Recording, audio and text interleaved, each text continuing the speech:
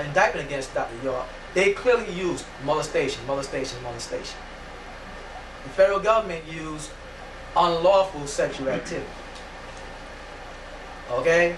Now, as far as I'm concerned, that was up for challenge. That was up for interpretation in terms of, you know, what were the powers. The powers of Congress include powers to supersede a state offense while the state was actively using that same offense, because Dr. York now is being attacked simultaneously. All right, but the real issue is, what did his attorney Ed Garland do, and when did he know it?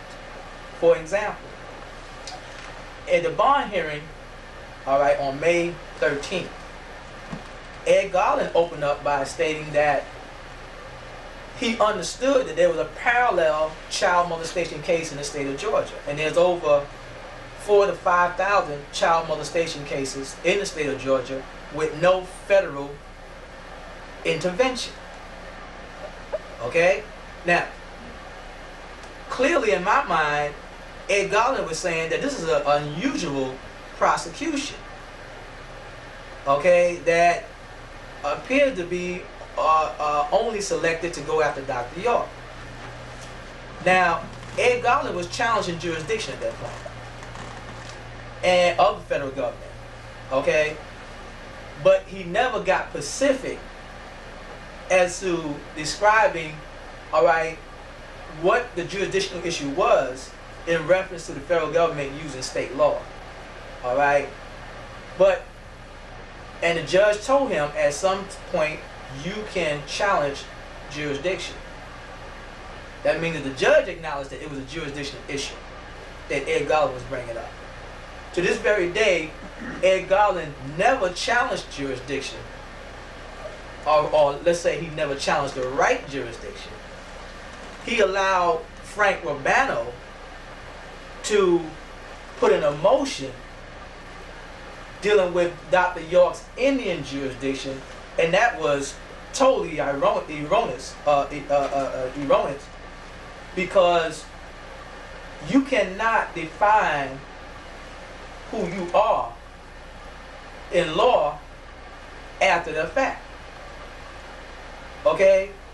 You had to show that you were well established. If you were a diplomat, you had shown that you was well established as a diplomat before you got arrested. Okay? And to this very day, like they're doing now in this case about this Mexican who had murdered somebody, and they found out that he was never allowed to make a call to his embassy. All right? And now there's a big thing with the federal government and the state concerning that, all right, because of the fact that it was a breach to his diplomatic, or his rights as a citizen of that country, in terms of, you know, notifying the country. That was not done in this case. Now, the due sovereignty doctrine and due prosecution rule clearly says that the federal government being a sovereign entity and the state being a sovereign entity can prosecute you for the same crime. The question becomes, all right, can the federal government prosecute you for a crime that only the state has in its law books? All right, it's one thing the state has said, hey, we ain't gonna get involved in this. You know, the federal government can assume state authority. That didn't happen in this case. All right, they had, because of due sovereignty doctrine, they had brought Dr. York in from federal court into state court, and as well as Kathy Johnson, federal court and the state court, simply based on a waiver that Dr. York lawyer made, Ed Garland, giving them the authority to proceed in doing that.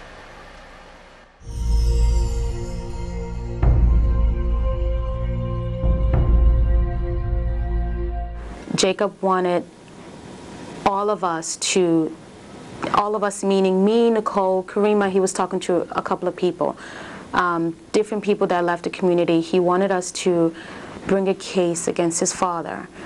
The conspiracy to bring down Dr. York was known by me in 2002. The main axis and the motive behind it was Jacob York's, also known or is known as, his legal name is Yaqub Muhammad. The conspiracy that involved him and the numerous other ex-members of our community. I know all of the alleged victims personally. They lived at my house. I was in South Beach with them, like I said before, and I just want the public to know what really happened, to know that Malachi York is innocent. He never molested any children. He didn't do anything. Yeah, he's behind it all because we all sat down and we talked, and you know, we was gonna figure out how we was gonna set it up. We were just gonna back each other's story in whichever way we could, even if it meant lying for each other. The charges brought up against Malachi were all lies. We did back each other's story up.